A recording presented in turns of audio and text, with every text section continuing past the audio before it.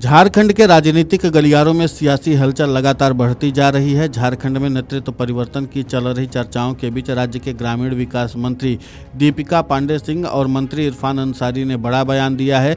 दीपिका पांडे सिंह ने नेतृत्व परिवर्तन की चल रही चर्चाओं को पूरी तरह खारिज कर दिया है। उन्होंने इसे बीजेपी द्वारा फैलाई गई अफवाह बताते हुए कहा कि विपक्ष महागठबंधन की मजबूत होती छवि से घबरा चुका है और झूठी बातें फैलाकर भ्रम का माहौल बनाना चाहता है।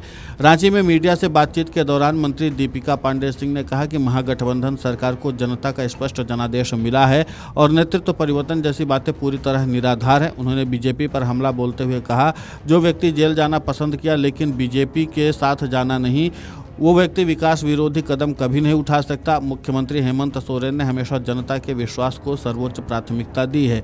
बीजेपी के सामने झुकने का प्रश्न ही नहीं उठता। इसके साथ ही उन्होंने दावा करते हुए कहा कि महागठबंधन की सरकार पूरी मजबूती के साथ काम कर रही है और आगे भी स्थिरता के साथ अपना कार्यकाल पूरा करेगी।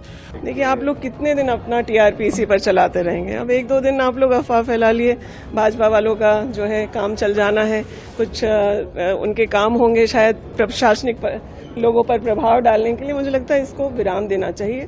ये लोकतंत्र के लिए अच्छा नहीं है। एक बहुत सशक्त मैंडेट और मैं कह सकती हूँ एक तरफा मैंडेट महागठबंधन को इस राज्य में मिला है और इस तरीके से यहाँ पर अफवाह फैला के जो प्रयास किए जा रहे हैं, मुझे लगता है ये बहुत गलत है। इससे गठबंधन को कमजोर करने का जो प्रयास और षड्यंत्र भाजपा कर रही है वो सफल नहीं होंगे।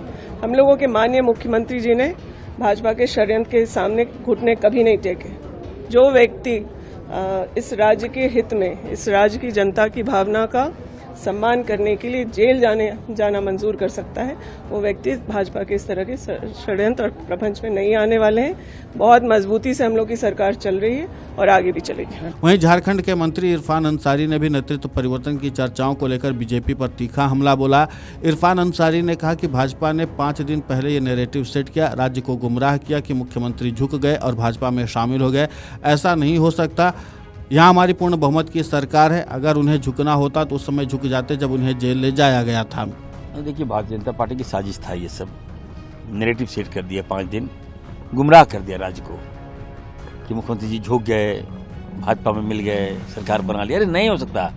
यहाँ बताइए, पूर्ण बहुमत की सरकार है। जनता ने हम सबको मैंडेट दिया है, मुख्यमंत्री को पूर्ण बहुमत दिया है। भाजपा में झुकेंगे मुख्यमंत्री जी?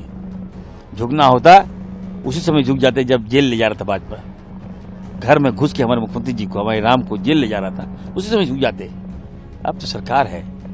बेवजह ये लोग 5 दिन तक काम प्रभावित किया, राज्य का विकास प्रभावित किया और गलत संदेश दिया पूरे।